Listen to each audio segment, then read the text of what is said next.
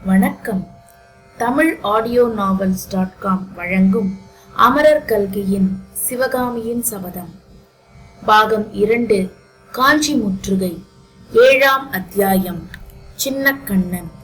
வாசிப்பவர் பர்வதவர்தினி. ஆயனரும் பரஞ்சோதியும் பேசிக் கொண்டிருக்கையில் வாசற்படியறையில் நின்ற கண்ணபிரான் சமிக்கை செய்ததை சிவகாமி கவனித்தாள் என்று சொன்னோம் அல்லவா? சற்று நேரத்துக்கெல்லாம் பேசிக் கொண்டிருந்தவர்களின் கவனம் தன் மீது செல்லாதபடி சிவகாமி மெல்ல நடந்து வீட்டுக்கு வெளியே வந்தாள். அண்ணா, என்னை அழைத்தீர்களா? ஏதாவது விசேஷம் உண்டா என்று கேட்டாள். ஆமாம், உண்டு என்றான் கண்ணன். கமலி அக்கா ஏதாவது சொல்லி அனுப்பினாளா? கண்ணபிரான் குரலை தாழ்த்தி கொண்டு, அதோ உள்ளே வந்திருக்கிறாரே, அந்த வாலிபருக்கு உடனே விஷம் கொடுத்து கொல்லும்படி சொல்லச் சொன்னாள் என்றான். சிவகாமி, இதென்ன வேடிக்கை அண்ணா, எதற்காக விஷம் கொடுக்க வேண்டும் என்று புன்னகையுடன் கேட்டாள். அம்மணி, விஷம் கொடுப்பது வேடிக்கையான விஷயமா? இல்லை, அதனால்தான் எதற்காக என்று கேட்கிறேன். மாமல்லருக்கு இவர் போட்டியாக வந்திருக்கிறார் தாயே. என்னத்தில் போட்டி? ராஜ்யத்துக்குத்தான். ஊரிலே எல்லாம் சொல்லிக் கொள்கிறார்கள். சக்கரவர்த்தி பரஞ்சோதியை தத்தெடுத்துக் கொண்டு விட்டார், பரஞ்சோதிக்குத்தான் ராஜ்யத்தை கொடுக்க போகிறார், மாமல்லருக்கு ராஜ்யம் இல்லை என்று. ஆஹா, இது மட்டும் உண்மையாயிருந்தால்! தங்கச்சி, அப்படி நேர்ந்தால் உனக்கு அதில் மிக்க சந்தோஷம் போல இருக்கிறதே என்றான் கண்ணபிரான். அப்படித்தான் அண்ணா, இந்த ராஜ்யம்தானே எனக்கும் அவருக்கும் குறுக்கே நிற்கிறது. எனக்கு அவரும் அவருக்கு நானும் இருந்தால் போதுமே, ராஜ்யம் என்னத்திற்கு? எல்லா பெண்களும் ஒரே மாதிரிதான் போல இருக்கிறது. கமலி கூட இப்படியேதான் சொல்கிறாள். என்ன சொல்கிறாள்? நீ இப்போது சொன்னது போலத்தான் சொல்கிறாள். கண்ணா, உனக்கு நானும் எனக்கு நீயும் போதாதா? அரண்மனை சேவகம் என்னத்திற்கு? வா, எங்கேயாவது கிராமத்துக்கு போய் நிம்மதியாய் இருக்கலாம் என்கிறாள். அப்படி செய்ய போகிறீர்களா அண்ணா?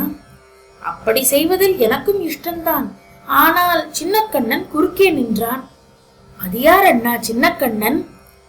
கண்ணன் கண்ணை சிமிட்டிக் கொண்டு, கொஞ்சம் மூளையை செலுத்தி யோசித்து பார் தங்கச்சி என்றான். சிவகாமி, என்னத்தை யோசிக்கிறது என்றாள். இவ்வளவுதானா தங்கச்சி? இவ்வளவு புத்திசாலியா இருந்தும் சின்னக்கண்ணன் யார் என்று கண்டுபிடிக்க முடியவில்லையே என்று கண்ணன் கேட்டுவிட்டு இன்னும் தாழ்ந்த குரலில், சின்னக்கண்ணன் கமலியின் வயிற்றில் இருக்கிறான் என்று கூறி புன்னகை புரிந்த போது அவன் முகத்தில் அசடு வழிந்தது. கமலி கர்ப்பமாயிருக்கிறாள் என்பதை சிவகாமி தெரிந்து கொண்டு, அப்படியா அண்ணா, சந்தோஷம் என்றாள். அவள் உடம்பை அப்போது என்னவோ செய்தது. கமலியை உடனே பார்க்க வேண்டும், அவளை கட்டிக்கொள்ள வேண்டும் என்ற ஆசை உள்ளத்தில் உண்டாயிற்று. கண்ணபிரான், தங்கச்சி, அந்த சந்தோஷத்தை நீ நேரிலேயே வந்து சொல்லிவிட்டால் தேவலை.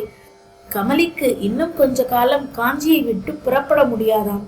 தங்கச்சியிடம் சொல்வதற்கு என்னவெல்லாமோ சமாச்சாரம் மூட்டை கட்டி வைத்திருக்கிறாளாம் என்றான். எனக்கும் அக்காவை பார்க்க ஆசைதான் அண்ணா, ஆனால் அது எப்படி முடியும் என்றாள் சிவகாமி. ஆமாம் தங்கச்சி, முடியாதுதான். அதனால்தான் நான் கூட கமலியிடம் சொன்னேன், அவர்களெல்லாம் நம்முடைய ஏழை குடிசையில் வந்து தங்கியிருப்பார்களா என்று. அண்ணா, அப்படி சொல்ல வேண்டாம். நீங்களும் கமலியும் இருக்கும் இடத்தில் ஏழ்மை ஏது? உங்களுடைய குடிசை எனக்கு அரண்மனையை விட 1000 மடங்கு மேல் என்று சொல்லி வந்தவள் சட்டென்று நிறுத்தினாள். ஏதோ ஓர் எண்ணம் குறுக்கிட்டு அவளை தடை செய்ததாக தோன்றியது. அதற்கென்ன பார்த்து கொள்ளலாம் அண்ணா, அப்பாவிடம் சொல்கிறேன், வேறு ஒன்றும் விஷயம் இல்லையா என்றாள்.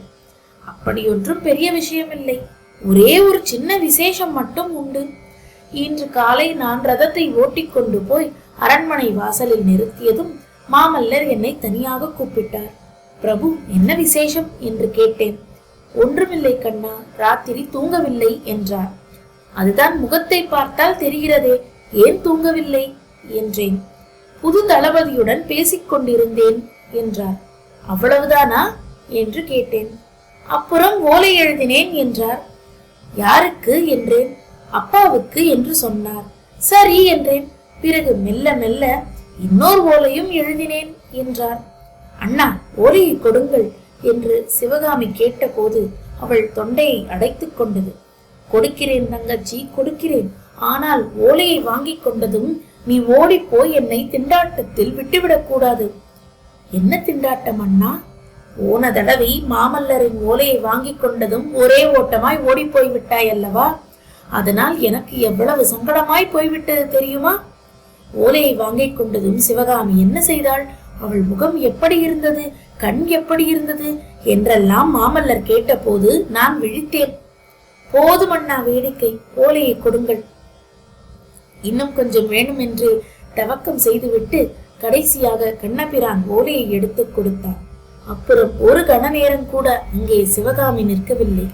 வீட்டின் வலப்பக்கத்தில் சென்ற பாதை வழியாக பழைய தாமரை குளத்தை நோக்கி விரைந்து சென்றாள். இத்துடன் 7ஆம் அத்தியாயம் நிறைவடைந்தது. நன்றி நேயர்களே, மீண்டும் அடுத்த அத்தியாயத்தில் சந்திப்போம். வணக்கம்.